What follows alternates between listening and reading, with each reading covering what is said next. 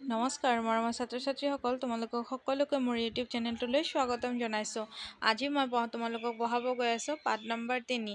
এই পাঠ নম্বৰ 3 তোমালোকে আজি কিহৰ বিষয়ে পঢ়িবা? পুথি অধ্যয়ন। এই পাঠটিৰ নাম হৈছে পুথি অধ্যয়ন। পুথি মানে কি? পুথি মানে হৈছে কিতাপ। তো এই কিতাপ অধ্যয়ন কৰিলে আমি কি পাওঁ সেইটো বিষয়ে এই পাঠটোত পঢ়িবলৈ গৈ আছোঁ। এতিয়া আহাচোন ছাত্ৰ ছাত্ৰীসকল, আমি সকলোৱে একেলগে চাওঁ যে এই পাঠত কি সম্বন্ধে আমাক জ্ঞান দিব বিচাৰিছে। পুথি অধ্যয়ন এটা সু অভ্যাস। এই অভ্যাসে এজন মানুহক বৌদ্ধিক আৰু মানসিক দিশত শক্তিশালী কৰি তোলে। জীৱনত উন্নতি কৰিবলৈ প্ৰয়োজন হোৱা গুণৰাজি পুথি অধ্যয়নৰ যোগেদি লাভ কৰিব পাৰি। এই পাঠটিত পুথি অধ্যয়নৰ গুৰুত্ব আৰু প্ৰয়োজনীয়তাৰ বিষয়ে আলোচনা কৰা হৈছে। বুজি পাইছে ছাত্ৰ ছাত্ৰীসকল? ইয়াতে কিহৰ বিষয়ে আমাক ইয়াত জ্ঞান দিব বিচাৰিছে, কিবা ধাৰণা এটা যে দিব বিচাৰিছে, সেইটো হৈছে কি? পুথি অধ্যয়ন। পুথি অধ্যয়ন কৰিলে আমাৰ জীৱনৰ বহুতো গুৰুত্বপূৰ্ণ কথাখিনি আমি জানিব পাৰোঁ। আৰু জীৱনৰ উন্নতি কৰিবৰ কাৰণে হ'লে জীৱনত সেইটো পুথি অধ্যয়ন কৰা বহুত দৰকাৰ। তেতিয়া কি কৈছে চোৱা, কৈছে পুথি অধ্যয়ন বিদ্যা উপাৰ্জনৰ এটা ঘাই উপায়। এতিয়া ইয়াৰ পৰা প্ৰশ্ন হ'ব পাৰে যে বিদ্যা উপাৰ্জনৰ এটা ঘাই উপায় কি? তেতিয়া তোমালোকে কি ক'বা? পুথি অধ্যয়ন। পুথি নপঢ়াকৈ কোনেও ক'তো বিদ্যা লাভ কৰিব নোৱাৰে। পুথিৰ বিদ্যা থোপাই থোৱা ধনৰ নিচিনা। আনে থোপাই থোৱা ধন হাতত পৰিলে ধন অৰ্জনৰ দুখ কষ্ট ভোগ নকৰাকৈ ধনৰ ফল ভোগ কৰিব পাৰি।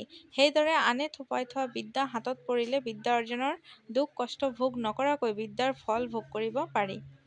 মানে ছাত্ৰ ছাত্ৰীসকল, তোমালোকক ইয়াত ক'ব বিচাৰিছে যে পুথি অধ্যয়ন হৈছে এটা বিদ্যা উপাৰ্জনৰ ঘাই পথ।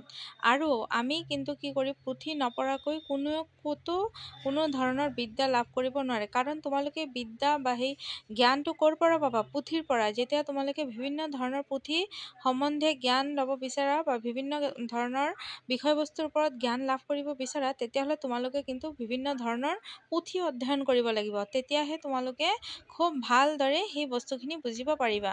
সেইকাৰণে কৈছে যে পুথি নপঢ়াকৈ কিন্তু কোনেও ক'তো বিদ্যা অৰ্জন কৰিব নোৱাৰে। আৰু কি কৈছে চোৱা, কৈছে পুথিৰ বিদ্যাই থোপাই থোৱা ধনৰ নিচিনা। মানে পুথিৰ বিদ্যাটো কিন্তু কোনোবাই যেনেকুৱা থোপাই ক'ৰবাত ধন থোপাই একোট কৰি ৰাখে, ঠিক পুথিৰ বিদ্যাও তেনেকুৱা। পুথিসমূহ বিভিন্ন লেখকসকলে লিখে, হয়নে নাই? তাৰ পৰা আমি সেই পঢ়ি পেলাইহে জ্ঞানসমূহ অৰ্জন কৰিব পাৰোঁ। আমি তাৰ কাৰণে কি কৰিব লাগিব? ভালকৈ পুথিসমূহ পঢ়িব লাগিব, তেতিয়াহে আমি বুজিবলৈ পাম। তাৰপিছত কি কৈছে চোৱা, কৈছে যে প্ৰত্যেক পুথি একোজন মানুহৰ থোপাই থোৱা বিদ্যাৰ ভঁৰাল। লিখকে বহুতো পুৰুষাৰ্থ কৰি সেই ভঁৰাল বান্ধি থয়। আমি কেৱল পুথিখন পঢ়িয়েই তেওঁৰ আৰ্জিত আটাইখিনি বিদ্যা লাভ কৰিব পাৰোঁ। এতিয়া চোৱা, কোনো এটা পুথি যদি প্ৰকাশ কৰিব লগা হয়, তেতিয়া কিন্তু সেই লেখকগৰাকী বা লেখকজনীয়ে বহুত কষ্ট কৰে, হয়নে নাই? কিন্তু আমিতো সেইটো নকৰোঁ। আমি খালি তেওঁলোকে সেই একেলগ কৰি দিয়া বস্তুখিনি আমি পঢ়িবলৈ যত্ন কৰোঁ।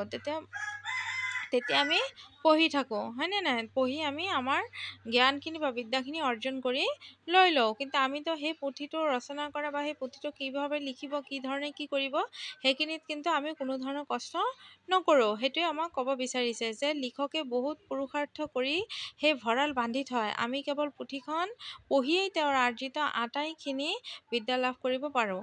আনৰ আৰ্জিত বিদ্যা এইদৰে সঞ্চয় নকৰাহেঁতেন পুৰুষে সকলো কথা নতুনকৈ শিকিবলগীয়া হোৱাহেঁতেন। মানুহে কেতিয়াও ইমানখিনি উদ্গতি কৰিব নোৱাৰিলেহেঁতেন। ভাপৰ বল আৰু বিজুলীৰ বল পোনপ্ৰথমে উলিয়াওঁতে বহুতো চিন্তা, বহুতো সময় আৰু বহুতো ধন খৰচ হৈছিল। কিন্তু এতিয়া পুথি পঢ়িয়ে মানুহে তাক ভালকৈ শিকি ল'ব পাৰে। কৈ আছে যেতিয়া আমাৰ বিজুলী বাতি আহিছিল, ভাপৰ বল আহিছিল, তেতিয়া কিন্তু বহুতো কষ্ট কৰিহে মানুহে এইবিলাক অৰ্জন কৰিব পাৰিছিল। কোনো এটা বস্তু আৱিষ্কাৰ কৰিব হ'লে বহুতো ধৰণৰ মানুহে পৰীক্ষা নিৰীক্ষা কৰিহে কৰিব পাৰিছিল। আৰু তাত প্ৰতিজন বৈজ্ঞানিকৰে যথেষ্ট কষ্ট আছিল। কিন্তু আজিকালি কি হয়, আমি সেইখিনি বস্তু আগতে বহুখিনি জ্ঞান কিতাপতে আগতে পঢ়ি ল'ব পাৰোঁ, হয়নে নাই? সেই কিতাপৰ পঢ়ি লোৱা জ্ঞানখিনিয়ে আমি আকৌ নিজৰ প্ৰেক্টিকেল বা নিজৰ কৰ্মত লগাব পাৰোঁ। হাতে কামে কৰা কামত লগাইহে আমি কিবা এটা বস্তু বনাব পাৰোঁ। তো সেইটোৱে কি কৈছে যে কিন্তু এতিয়া পুথি পঢ়িয়েই মানুহে তাক ভালকৈ শিকি ল'ব পাৰে। এতিয়া বিজুলী বাতি কেনেকৈ বনাব, কি কৰিব, সেইখিনি কথা কিন্তু আমি এটা বিজ্ঞানৰ কিতাপতো পঢ়িবলৈ পাম। আগতে কিন্তু সেই ধৰণৰ সুবিধা নাছিলে। নেক্সট কি কৈছে চোৱা, কৈছে এইদৰে পুথিৰ পৰা আনৰ সঞ্চিত বিদ্যা লাভ কৰি সেই বিদ্যাৰ আলমত মানুহে নতুন বিদ্যা আৰ্জিবলৈ পাৰ্গত হয়। বিদ্যা অৰ্জনৰ প্ৰণালী প্ৰায় ধন অৰ্জনৰ প্ৰণালীৰ নিচিনা। মূলধন নহ'লে ধন আৰ্জিবলৈ টান, সেইদৰে মূল বিদ্যা নহ'লে বিদ্যা আৰ্জিবলৈ টান। এতিয়া তোমালোকে এটা কথা মন কৰিবা, কোনোবাই যদি অ আ ক খ এইবিলাকে যদি নাজানে, সি কি কিতাপখন পঢ়িব পাৰিব নেকি? কোনোদিনো নোৱাৰে। আমি ভালকৈ এটা কিতাপ পঢ়িব হ'লে কি কৰিব লাগিব?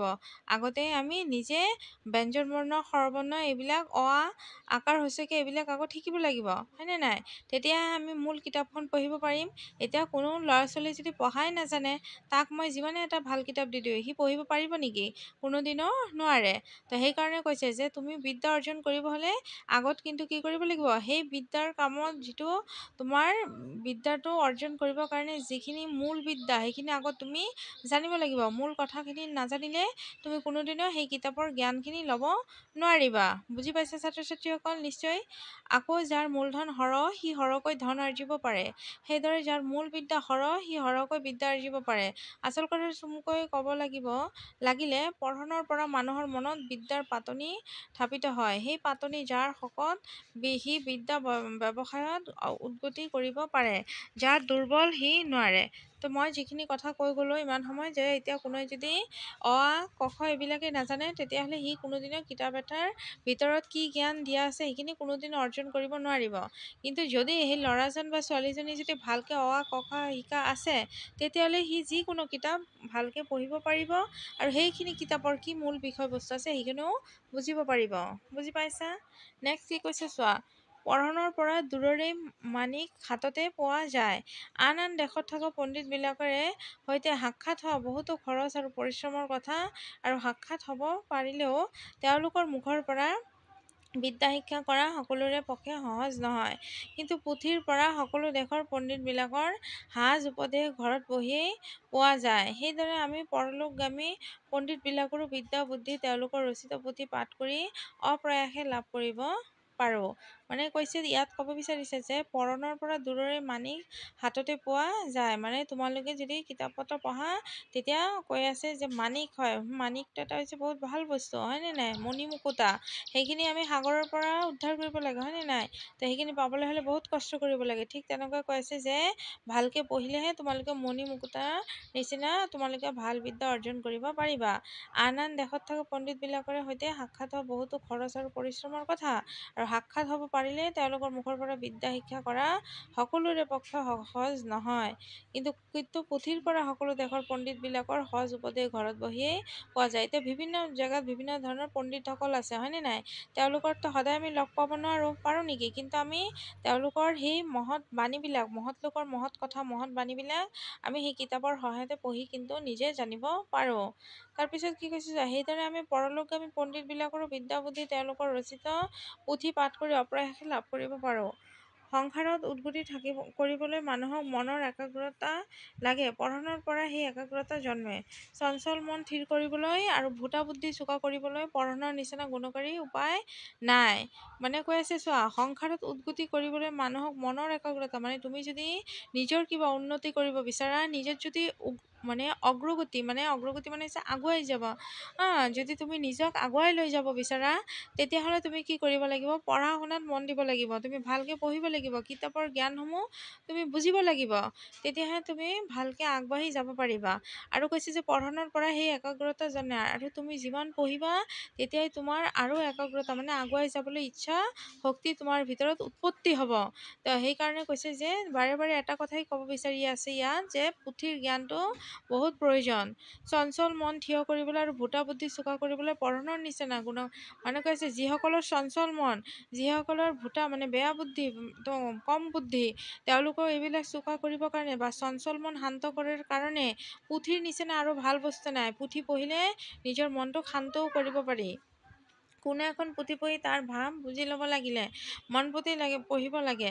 ওপৰে ওপৰে চেলেং পেটেংকৈ পঢ়িলে আচল ভাৱ উদ্ধাৰ কৰিব নোৱাৰি। সেই দেখি পঢ়িবৰ সময়ত মনটোক আন সকলো কথাৰ পৰা এৰুৱাই আনি এটা কথাত লাগে।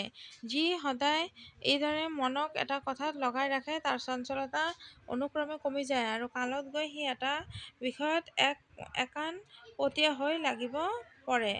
তাৰপিছত কি কৈছে চোৱা, কৈছে যে পুথি পঢ়াৰ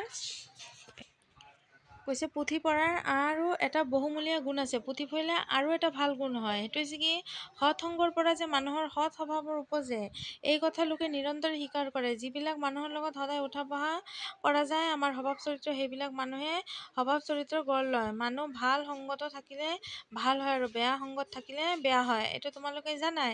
যদি ভাল মানুহৰ লগত থকা সদায় ভাল হবা, আৰু যদি বেয়া সংগত মানে কৈছে সংগত মানে হৈছে কি বন্ধু বান্ধৱী, তোমালোকৰ যদি ভাল বন্ধু বান্ধৱী হয় তেতিয়া তোমালোকে ভাল ব্যৱহাৰ ভাল কথা বতৰা আচাৰ আচৰণ শিকিব পাৰিবা। আৰু যদি বেয়াৰ লগত থকা তেতিয়াহ'লে তুমিও সেই বেয়াখিনিয়ে শিকিবা।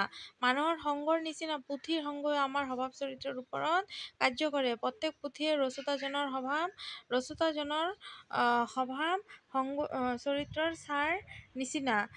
পুথি পাঠ কৰিলে সেই পুথিৰ লিখকৰ লগত আলাপ কৰা যেন হয়, আৰু সদায় একে পুথিকে পঢ়িলে তেওঁৰ সংগত থকা যে গুণ ধৰে।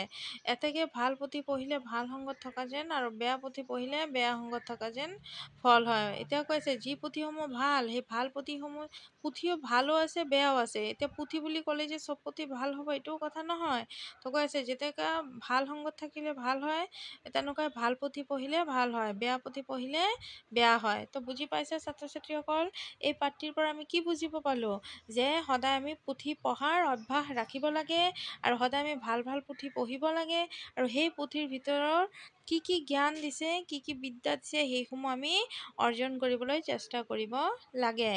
এই কোনে লিখিছে, পাঠটি লিখিছে সত্যনাথ বৰা। এতিয়া এই লেখক পৰিচয় আমি পঢ়িম অলপ। সত্যনাথ বৰা 1860 পৰা 1925 খ্ৰীষ্টাব্দ, মানে 1860 চনত তেওঁৰ জন্ম হৈছিল আৰু 1925 খ্ৰীষ্টাব্দত তেখেতৰ মৃত্যু হৈছিল। অসমীয়া সাহিত্য জগতত এগৰাকী বৈকাৰণিক আৰু প্ৰবন্ধকাৰ হিচাপে পৰিচিত। তেওঁৰ কেইবাখনমান উল্লেখযোগ্য প্ৰবন্ধ সংকলন হ'ল সাৰথি, চিন্তাকলি, আকাশ ৰহস্য, সাহিত্য বিচাৰ আদি। তেওঁ গীতাৱলী আৰু কামৰূপীয়া লোকগীতি নামৰ দুখন গীতৰ পুথিও প্ৰকাশ কৰিছিল। বহল ব্যাকৰণৰ প্ৰণেতা হিচাপে সত্যনাথ বৰাৰ নাম অসমীয়া ভাষা সাহিত্যৰ ইতিহাসত সদায় জিলিকি থাকিব। আৰু ছাত্ৰ ছাত্ৰীসকল ইয়াৰ ওচৰত তোমালোকৰ প্ৰশ্ন দিছে। কি কৈছে, যে তলত দিয়া প্ৰশ্নসমূহৰ শুদ্ধ উত্তৰটো বাছি উলিয়াই সঠিক বৃত্তটো পূৰ কৰা। এতিয়া বিদ্যা উপাৰ্জনৰ ঘাই উপায় কি? সৎ অভ্যাস নে চঞ্চল মন নে সৎসংগ নে পুথি অধ্যয়ন? বিদ্যা উপাৰ্জনৰ ঘাই উপায় হৈছে পুথি অধ্যয়ন। অপশ্যন নম্বৰ খটো হ'ব শুদ্ধ। সংসাৰত উদগতি কৰিবলৈ কি লাগে? ভোটা বুদ্ধি লাগে নে চেলেং পেটেং স্বভাৱ লাগে, চঞ্চল মন লাগে নে মনৰ একাগ্ৰতা লাগে? উত্তৰটি কি হ'ব? ঘ। সংসাৰত উদগতি কৰিবলৈ হ'লে মনৰ একাগ্ৰতা লাগে। মই তোমালোকক ইয়াতে দেখাই দিওঁ, মাত্ৰ তোমালোকে পঢ়িছিলা।